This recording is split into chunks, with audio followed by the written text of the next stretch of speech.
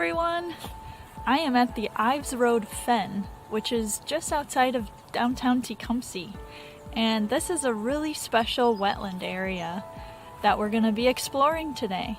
So we'll learn all about what wetlands are, we'll learn what exactly a fen is and what makes that an even more special wetland. We'll talk about the things that live here, we'll take a tour of the cool plants that we find, talk about how the Nature Conservancy, who owns this land, even came about owning it. So let's go! As we're walking around the Ives Road Fen today, we're going to be looking for the three characteristics that make up a wetland. The first one is hydrology, and that's just a fancy way to say the water. So we'll be looking for any water that we see, and we'll pay attention to where it's coming from or where it goes. The second ingredient that makes up wetlands are the plants, which we see all around us. Now there's special plants that live in wetlands, and we'll see if we can find any of those today. So keep your ears open and keep your eyes open for any special wetland plants that we see or talk about. The third characteristic that makes up a wetland are the soils. Wetland soils are very unique. They are usually saturated, which means full of water, and they have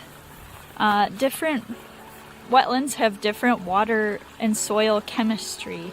So we will talk about that, but keep your eyes open for any of those characteristics that you see in our tour of the fen.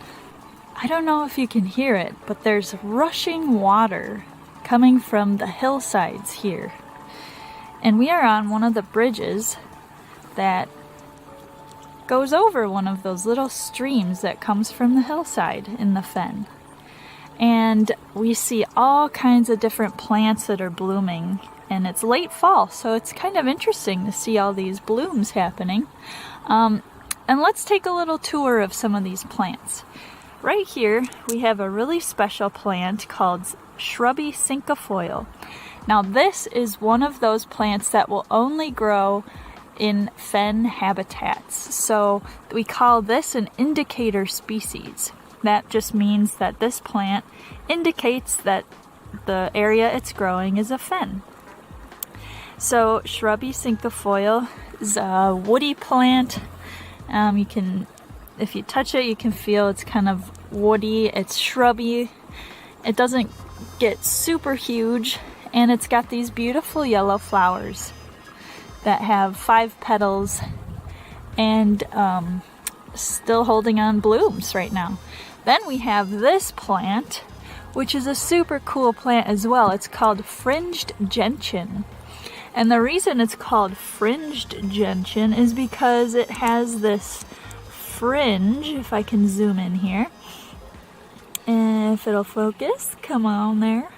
Yes, if you see, it's got fringes right on the edges of its petals. And right now it's cloudy out, but when it gets sunnier, the plant senses that and it actually opens up, and you can see there's 4 petals here. It'll open up and you can see the insides of the fringed gentian. But these are also plants that grow specifically in wet areas, and they typically like to hang out in fens. Another plant that can be an indicator of a fen like this is called Ohio goldenrod. Now there's a lot of different species of goldenrods, and I'm sure we can see many different kinds if we look out at the prairie fen here at Ives Road. But the Ohio goldenrod loves fen areas, and it has adapted to live in such places. So we'll take a look at it. It's kind of got this rounded top of a flower head, and it grows with the flowers all at the top. So some goldenrods, you'll see flowers coming up from the stem, but Ohio goldenrod is all flowering at the top. And just like all other goldenrods, it's a beautiful yellow color and it flowers in the fall, just like we see here. It might be a little tricky to see here, but this is what was once an agricultural ditch. This area used to be owned by a company and by other people that didn't know the value of the fen that they owned. So they tried to farm the area. And this is common with a lot of wetland areas. People would drain them, and since there was so much organic soil, they were able to grow crops like corn and soybeans very easily on it after the wetness was drained from it. And this is what they were trying to do by creating this ditch, which is a little hard to see, but you can kind of tell it's a ditch. They were trying to drain the wetland, but because of this kind of wetland, a fen, it's completely groundwater fed. So the water that you hear, if I stop talking, is always flowing out of the hillside. And when the people who own this area realized that, they realized it was going to be pretty hard to try to completely drain the area. So there's different reminders that this landscape was used for other things besides preserving it for its ecological habitat. Can you see all this vegetation that's been smashed down here? This is all from deer. They were laying down here and I accidentally scared them as I was walking towards them. So they ran through the wetland area over into the trees that you see. So deer are one of the animals that use wetland habitats. They don't rely only on wetlands because you see them in a lot of different forest habitat. But they like to use them because of all the plants that grow here. There's a lot of food that they can eat here, and it provides cover for them, just like you saw here, for safety when they're resting. Same goes for all kinds of different bird species. You can hear a lot of birds right now chirping around. They're landing in some of the shrubs around here. So birds are very commonly seen in here, especially birds of prey. Since a wetland area like this is somewhat open, they're able to hunt, especially if they're raptors like hawks or falcons. They can hunt in this open area pretty easily as they can see the mice and voles and small songbirds that they're hunting. So deer, birds of prey, these are some animals that love to use wetlands, but they don't necessarily completely rely on them to survive. But there are animals that do rely on wetland habitats like this to survive, and we'll talk about those a little bit later. Don't let this beautiful plant fool you. This is a wetland indicator plant, meaning that it grows in wetland areas, specifically fens. It's called poison sumac. And in the fall, it's one of the first to turn this beautiful red color, but it can cause some serious itching and burning if you touch it, if the oils get on your skin. So I'm not going to touch it, but this is one of our wetland indicators. Like I said, it has many little leaflets that you see coming off the main stems. See, there's one leaflet, or one leaf has all these little leaflets on it, and they are related to another native Michigan plant called staghorn sumac. And one of the differences is how many leaflets there are, but also the poison sumac grows in a lot more wet places like this, and the stems are smooth, where the staghorn sumacs have fuzzier stems at the end. So we took a look at poison sumac, and this is its relative, staghorn sumac. This is not poisonous, it won't make you itchy, and in fact, these seeds on the top of it can actually be used to make a tea that tastes really good. So you can see how similar its leaves are, or what remains of the leaves, to poison sumac. And that's why it's so important that you know what you're looking at and have possibly a field guide to help you, so you don't get itchy by accidentally touching something like a poison sumac. So you can see how open this fen area is. See how there's not a whole lot of trees or shrubs growing out there? That's a good thing, because that means the native plants that are supposed to be growing there, often wildflowers or grasses, are able to grow with as much sunlight as they need. But unfortunately, sometimes when people move into the area, they carry things like invasive species, which could include things like purple loosestrife or phragmites, which are both plants that are from Europe or Asia, and they can outgrow the native plants. Another problem when people aren't properly taking care of the native landscape like a fen is they don't realize the importance of fire to a habitat. So fire was used to maintain places like this and a lot of other natural ecosystems in Michigan, and that was to cut back the shrubs that would encroach a fen area. And you can see there are some shrubs that are starting to come closer and closer to the fen area. We see the forest here. Here's kind of a layer of shrubs, and then out there is the fen. So what the Nature Conservancy does is they set fires in here, which are called prescribed burns, and those are meant to get rid of invasive species and to cut back on the amount of shrubs here. Because like I said, invasive species and shrubs can outgrow those plants that are special to the fen and that provide a lot of habitat and food for different things like pollinators, butterflies, bees, and all kinds of other animals. As we're hiking farther into the fen area, we have come onto the trail that separates upland habitat, which is more dry.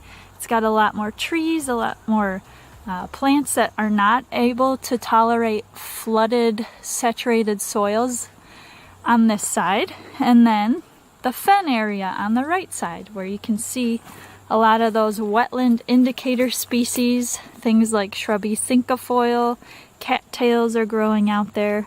So we're on the divide, right? And we're going to be seeing species that we talked about using this divide, like deer, squirrels, and there's actually a treat in this pipe, if we can see it. This little shadow. Here we are. He's a little tree frog. How cute is he? Tree frogs will use these divide areas where there's wetland habitat and also forest habitat to survive, and he seems to like this groundwater testing pipe. Now, the special thing about tree frogs is that they will survive the winter by going into a hibernation state, and they will be able to freeze part of their bodies. They go under leaf litter, and they're able to just slow their body way down so they don't have to get up and eat or get up and drink or anything. And then in the springtime, once it warms up, their body senses that and it starts waking them up. So pretty cool animal that uses wetland and upland habitat here. Whenever we're exploring wetland habitats, we can use evidence from animals to know that they've been here. And I just came across some feathers from a special animal that uses both upland and wetland habitat. And these are from a turkey. So they use wetland habitat. They often nest kind of close to wetland habitat, which is right over there. And they like to eat insects and things from the forest floor. In upland habitats, they also eat acorns and other things too. Another really special animal that uses both upland and wetland habitat is called the eastern Massasauga rattlesnake. This is the only venomous snake in Michigan, which means it has venom in its fangs that it injects to stun and kill its prey. And this is a species that lives in fens. It lives in wetland areas, which is so crazy to think that a snake would do that. But that's because it has abundant prey. So small mammals like shrews and voles, they live in that wetland habitat, and they are the perfect prey item for the eastern Massasauga rattlesnake. It is on the endangered species list in Michigan and in the US. And the reason that is because its populations are declining. The reason that would be, if you have any guesses, go for it. But the reason that is because wetlands haven't always been protected, especially fen areas. So the eastern Massasauga rattlesnake, since it uses mainly wetlands, it was being hurt because of humans developing wetlands. So it was getting its habitat taken away, which meant it couldn't live anywhere and it couldn't get its food that it needed. So that's one reason its populations were declining. Another reason is because when people see rattlesnakes, they get kind of scared and they kill them. And that's definitely not something we should do when we see a rattlesnake, especially in Michigan, because it's on that protected list. And it's so important for our environment. In fact, rattlesnakes and other snakes that eat rodents like mice and voles and things, that reduces the amount of diseases that could be transmitted by these rodents. So they're actually helping us out. So if you ever get a chance to see such a cool snake like the eastern Massasauga rattlesnake, you should keep your distance for sure, but also just enjoy it. Oh boy, this is probably the most exciting place in the fen. You might be thinking, what is she talking about? This doesn't look exciting. Well, let me give you a little history so you can understand what's going on in this area. So right behind us, or in front of us, this is a hill. And as you can see, we are kind of in a low spot as we're looking up in this hill. And this hill was formed a long time ago when glaciers were moving stuff around, and they moved all this sediment with it as it was moving and deposited it here in these hills. So the sediment in the hills is mostly sand, along with a lot of different nutrients. And the main nutrients with it are calcium and magnesium. So underneath our feet, groundwater is always moving, and it's moving through these hills as well. So as the water underground is moving through hills like this, that has this calcium and magnesium, because of the water chemistry, the water picks up those calcium and magnesium nutrients, and it flows and flows and flows underground, and it comes out to the surface. And sometimes it comes up in areas like this, or it comes up from the ground a little closer to the hillside and flows down into places like this, like we see here. And when that water that has the magnesium and calcium in it flows around, it comes out of the ground, those nutrients precipitate, which means it forms a kind of slurry, and those nutrients are deposited in places like this, and this is called a marl pit. That just means that it's full of those nutrients, calcium and magnesium. And we're going into some deeper chemistry here. Calcium and magnesium cause the water to have a higher pH. So whenever water has a higher pH than 7, that's basic. When it has a higher pH than 7, that means it's alkaline. And that makes it hard for certain plants to grow because they're used to that basic pH.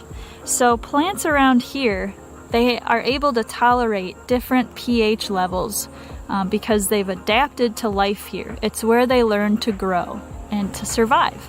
This is the remnants of a plant called tuberous Indian plantain. It's a species of concern in Michigan, meaning that its habitat is so infrequent that it needs protection in order to keep populations up. So, tuberous Indian plantain grows in this special marl pit area, and it has these really kind of thick, juicy leaves. They got kind of wavy edges, and they've got the veins that are coming out from the same spot here. Tuberous Indian plantain has a white flower when it is flowering, but it turns a beautiful color like you see here in the fall. So not only is the pH affecting how plants are growing, it's also the saturated soils. You can see the water that's on top of the surface here, but the water in the soils underground or underneath all this plant material is still wet. So the plants have had to adapt to that as well. And the reason that some of these plants have adapted really interesting ways to get more nutrients is because they can't get the nutrients they need from the soil. So they have had to adapt and get nutrients from somewhere else. Does anybody have a guess where some of these really cool plants get their nutrients? If you guess that those plants get their nutrients from animals, you are correct. There are 3 different kinds of carnivorous plants that live in fens. And the first one we're looking at is called bladderwort. These live actually in the water in a fen. So as it's coming, this water is groundwater coming from the hilly areas we looked at earlier. And you can see it's a very tiny plant. This bladderwort is called bladderwort because there are very small little sacs that grow on the plant. Very hard to see, but this is a bladderwort. And those bladders sense when a tiny microscopic organism is swimming by it, and so it'll suck in water as it senses that, and it'll suck in that microorganism as well. And within those bladders are digestive juices. So the plant will actually digest that little microorganism and get its nutrients that way. The second kind of carnivorous plant in a fen is called a pitcher plant. And that's what we're looking at here. They turn a really bright red color in the fall. And pitcher plants get their name because of the shape of the plant. It's shaped like a pitcher and it holds water. So within this plant is actually digestive juices that are down inside at the bottom.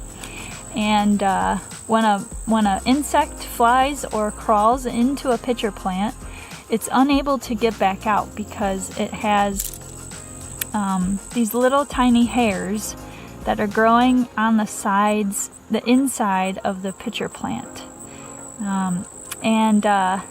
It makes it impossible for the flies or bugs to get out of it.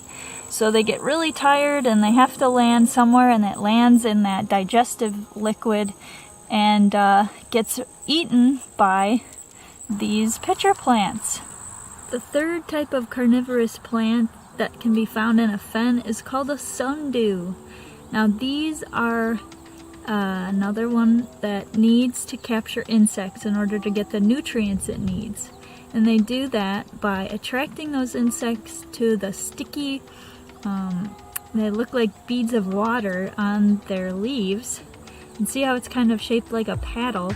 The insect will go towards the paddle end and it'll get stuck in those sticky beads of liquid, and those are actually digestive enzymes. So the bug will trigger a response in that plant, and it'll start rolling its leaf towards the center. And as it's rolling, that bug will become trapped in those sticky hairs, and it'll be digested by those enzymes as it's rolled up. So this is very, very tiny. This is a really small one. And for reference, here is my fingertip. So it's very hard to see some of these plants. They like to be hidden. This guy is kind of hard to see, but he is a wetland species of frog called the cricket frog. This is really cool that we're able to see him, because usually in the fall time they're starting to kind of burrow in the ground where they're going to hibernate. Cricket frogs are another one of those species of concern in Michigan, as their habitat is mainly these really special wetland areas, including right here in the fen. So really cool that we're able to see him. I know he's so hard to see, but it's just very special that you're able to see this guy. So as you know, frogs need wet skin. That is because they breathe through their skin and the water helps them do that. So these frogs also breed in wet areas, especially wetlands, because wetlands often don't have fish, which are big predators for things like frog eggs. So different frogs love laying their eggs in wetlands because of that. So before the Ives Road Fen became protected by the Nature Conservancy, it was owned, like I said, by some different people who used the area to mine this marl. And the reason they did that was because it was full of that magnesium, that calcium, and they supplemented that. They put it on their agriculture fields whenever they needed those minerals on their agriculture fields. So you can see it's kind of a pasty, sandy kind of mixture there. So this was basically mined for its value. And the reason that it's now protected is because a local person wanted to see what was down on the other side of this hill, and they saw all these different plants, and thankfully this person was a botanist, so he knew what the value of these plants were. So he actually wrote to the DNR and the Nature Conservancy and different organizations to let them know what was down here and how valuable it was. And they listened to him, and now this land is protected so that the fen, its plants and its animals, like this little cricket frog that's been sitting here, can survive. So it's something really cool that if you ever find a really interesting place that you don't know if anyone knows about, you are able to make that change and protect wetlands and other habitats just like he did. All right, you guys have learned a lot about wetlands and about the fen that we were visiting. Now it's your turn. What are some things you think that you could do to protect wetland areas and fen areas just like this? If you said anything like keeping our water clean, that is a huge component of keeping our wetlands clean. That can look like a lot of things. So making sure we're not dumping anything down the drains or our storm drains outside of our houses and the road is a really good way to start. So making sure we're not dumping oil or household cleaners or anything in those places, putting them where they belong instead is a great way to keep our wetlands and waters healthy. Another thing you could do is plant native plants. That sounds pretty easy, right? Why would native plants be so great for the environment? Well, the reason that is because native plants, like we talked about earlier, have the ability to soak up a lot of nutrients, and nutrients can come off the landscape in a lot of ways. They can come off of our lawn. If we fertilize it, it can come off agricultural fields when they fertilize those, and they can come off of roadways along with a lot of other contaminants. So native plants are able to soak that all up and store it within them. So not only that, native plants are really easy to take care of, so they take less water and care to keep alive, which is great if you don't have a green thumb like me. So planting native plants is a huge way to keep water cleaner. Not only that, it'll attract more cool things like butterflies and birds and who knows what else, because our ecosystems all start with plants, right? So those are a couple ways that you can keep our water clean. If you have more, please share them and see what you can do, because we're all connected. All of our water is connected, as you learned, and there's all kinds of things we can do to keep it clean and to preserve the habitat that we have here.